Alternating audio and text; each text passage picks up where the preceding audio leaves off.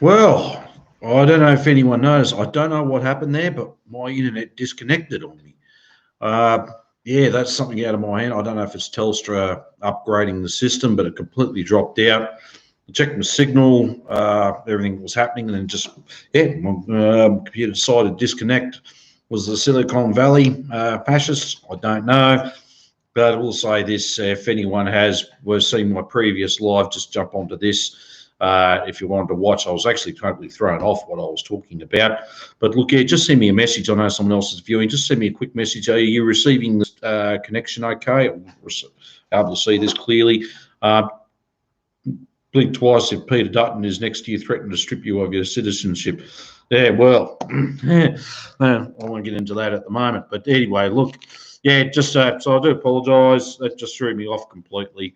I was actually talking about strategy and when I like to move forward, I think as well.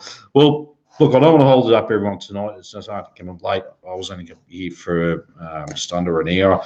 But I think that's rather important. And we do need to have that discussion amongst ourselves. I don't want it to turn into a debating society, but it's most important that, look, while we're actually prepared, what are we prepared to actually do? What can we do under the system? We obviously it's going to be a vast diverse of opinions and views on how we can move forward. But I think it's a good, important discussion to have and how we're going to put these things into place. And I mean, I would say actually we do need to talk to those members, to those people who are not members of the unions. Now, for their reasons, for all sorts of reasons, I'm not going to go into there tonight.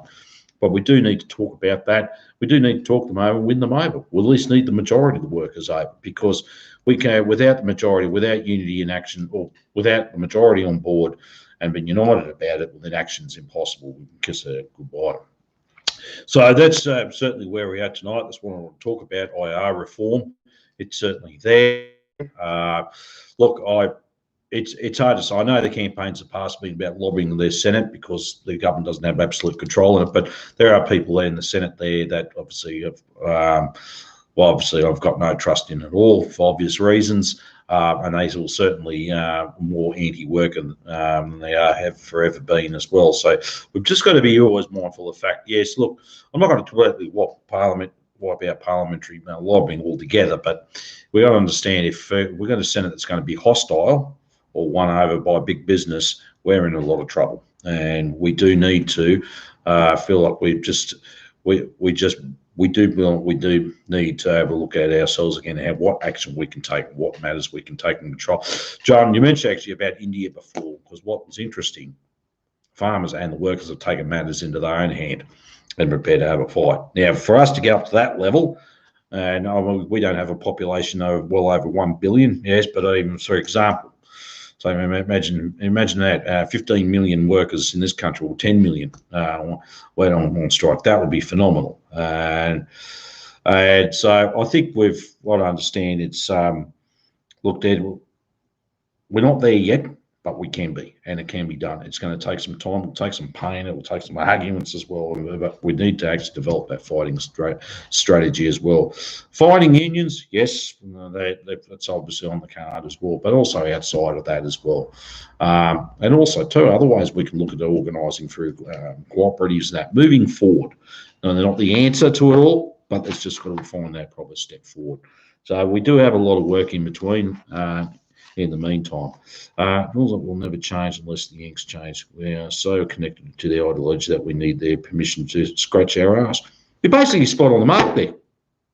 You know, blunt, good working class message that. Yeah, because on top of that, we're part of that whole US imperial economic bloc, right? Especially in the Pacific here. Basically, we've gone nearly to all sorts of conflicts with alongside with the US, Afghanistan, and Iraq in recent times. Obviously, Syria to a certain degree as well, and and Vietnam was another big one. And the reason why we go there is what we're seeing, and that's what I was talking a little bit on about what this whole stoush with China is at the moment, is the deliberate deflection that the current government we've got, but it doesn't matter who's in government, are trying to prove to the US that they need us, we're of strategic importance, etc. Right? The fact is, basically, if you actually many years ago, and I talked about this today, when Whitlam first came into government back in 1972, one of the first things he committed, we pulled out of Vietnam. And I believe it was the first week he was in form government, there was a heavy US bombing of North Vietnam, or Hanoi at the time. Whitlam criticised it big time. He came out publicly attacking the US president and the US for that. Well, Henry Kissinger, who was then the US president, was on the phone to Henry Kissinger, his advisor, and I believe he might have been Secretary of State. I'm not too sure, but anyway, it's an actual hidden, well, not a hidden record, but it was a recording of that phone conversation between them two. It was actually on that series on Whitlam, the ABC did. It was fantastic. But you heard him. Basically, Kissinger said to Henry Ford, look, they don't need us. We don't. They need us more than we need them. Basically saying, let's just let them hang out and dry for a few months. And that was just what they thought. Now, obviously, that's Washington, that's the Pentagon, that's Wall Street, all that. And now, for Australia to do anything on its own accord, it needs to go and get permission from Washington, basically. We're not, when someone said, Australia is like a sub-imperialist country. No, there's no such thing. We are part of that imperial bloc, the US bloc. That's why our military and all that's caught up within their military, all the technology, etc. It's all finely tuned in. We can't work as independently as much as we like to. Now, this whole thing with China is to show up that, well, look what we're doing. And and Australia is being geared on to do this. And the fact is, they're not even geared on to do this by the US or any of those, any from Washington or the Pentagon or Wall Street. It's been geared on by the European countries and also by Britain as well. Why? Because once China pushes Australia out of its market, be it from not only just wine, beef, grains such as wheat, in its coal now, and many, many more, that leaves it open for them players to come in and try and sell those raw products to the Chinese instead, or China itself. Now, that's not being told to us, but it's actually, if you read through the lines, this is what's happening. And so we're basically then be left out high and dry. We're an island nation. This whole COVID-19 has exposed that we're completely dependent on imports. Now, you'd think, honestly, Senator Scott Morrison going off on a tangent about China all the time, be looking back, what are we going to do to rebuild our industry and become a little bit more self-reliant for obvious reasons? We're an island nation. Also, too, if anyone had half a brain in them, they would be thinking about, we want peaceful relations with everybody in the region. No more of this warping. You know, but they're not doing it. We're on complete orders.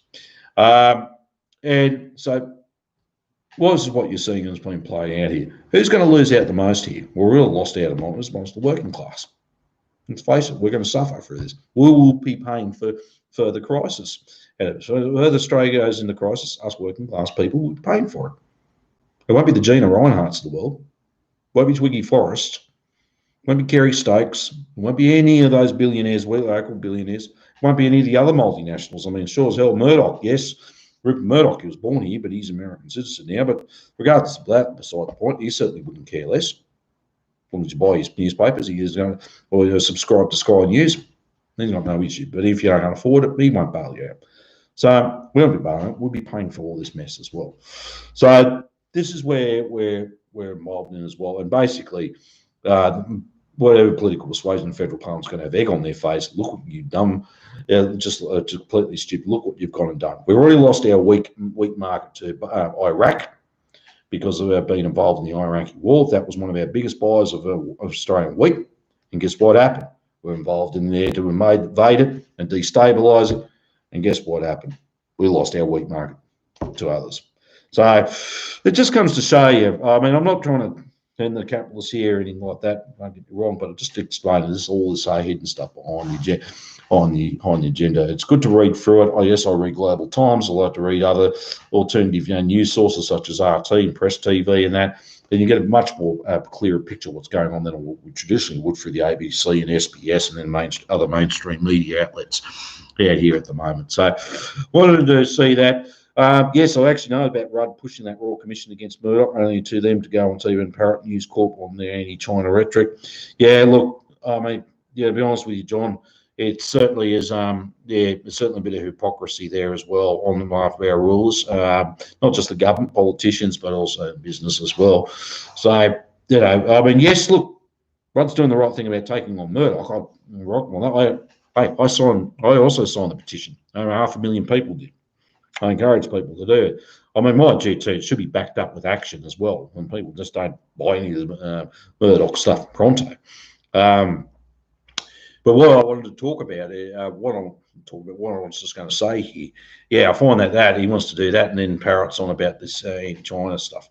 It just shows you though how these people are servants to capital, and that's what they've been ordered to do as well. Not one of them questioned the Australian-US alliance, and just don't take on account. I'll just make it now.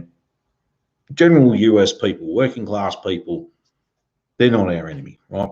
It's the ruling class over there that's got to be the concern. The Wall Street, the oil bankers like the Rockefellers, Rothschilds, Carnegies, etc., the Eastern establishment, the Silicon Valley fascists, and that's who we should be more concerned about. So general American people, quite a few people over there, and they've got a lot. They're also involved in struggle over there as well, and they're right in the heart.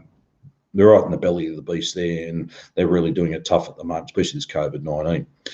But yeah, look, I agree. It is amusing to watch at times, John, and I think it's, I think sometimes it's just like, where these people at, times what's going for their head. But anyway, I was going to wave a little bit too much there. I wanted to go back to IR reform. So IR reform, why is it happening?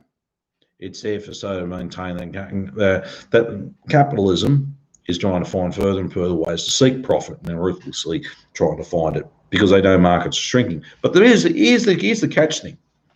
You can regard this as rather amusing if you like. It's like they're trying to put hold their hands down on the pressure cooker, but all that pressure is building up and up. So whatever they're trying to do, they're trying to restrain workers.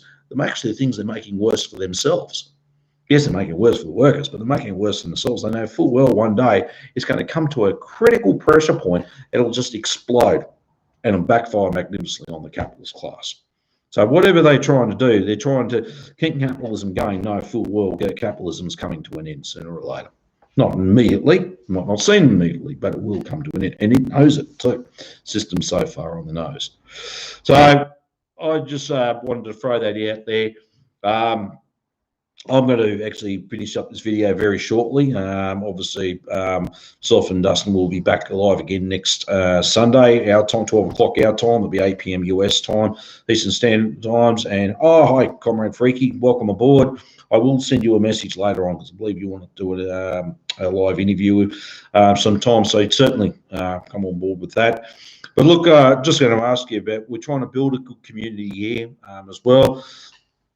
Caleb's doing quite successfully over there, and many others are doing quite successfully in the US. I think it's about time we do that here too, and also connect up as well. One thing we can do, we need to, and one thing part of our strategy, let's start building that community.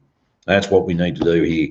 And obviously, I will say now, you probably see in the badge, the little hammer and sickle there, but I believe we need a socialism in the 21st century with Australian characteristics, a system where we can actually seize production and organise production on a rash level with a centrally organised plan, with say so many years with proper planning, and that's actually geared to it, so we can create material abundance, so we can address a lot of the social issues and deal with those social issues here in this country as well, such as homelessness, poverty, etc. And that would be so much material abundance that it's not designed around that for the very few, but for everybody. And everyone can be having a rich life. That's what that's all about, a stable, enriched life as well. Nothing that's unstable and gives us chaos. So we've got a long way to go here yet, but this is all part of it. It's not about me. It's not about any particular person. It's about we're trying to build this community up and large. We're all in this together. And I've also want to make sure too, there's been a lot of racism I've seen, especially over this last year with COVID-19, especially towards Chinese people. I will say this again, a worker is a worker, regardless of where you're from, what the colour of your skin is, your ethnicity, your race, your religion, gender, etc. We're all working class, and we need to unite. As the old communists said in the 30s and 40s around the world, black and white, unite and fight. We need to unite, and we've got more in common than anything different. Capitalists try to keep us divided as much as possible, and they use this as well. It doesn't matter where you're from in this planet; we're all in this together. And if we were talking about improving Australia and building a new Australia as well, one where we have got a rash economic system that will benefit everybody, well, then hey, we need to unite, and that's the most important. And that's correct, John. Class solidarity. I just also like that one about Clive Palmer to capitalism. We'll have to change the next day. Yeah, well, I actually saw a great little meme that I don't know if you remember the Monty Python skit out of The Meaning of Life, where Mr. Creosote walks in the restaurant and explodes after an after-dinner mint. Well, someone did an excellent headline: Clive Palmer explodes. I thought it was quite hilarious. But anyway, that's where we are. We do need class solidarity. Well, yes, we can have a diversity of views, and then we're a diverse class. And it's great to have a diverse class as well, but we all united in one cause. So I'm going to leave it at that tonight. I usually leave it off with dare to struggle, dare to win, but also I like to leave it off as workers of all countries unite. And thank you.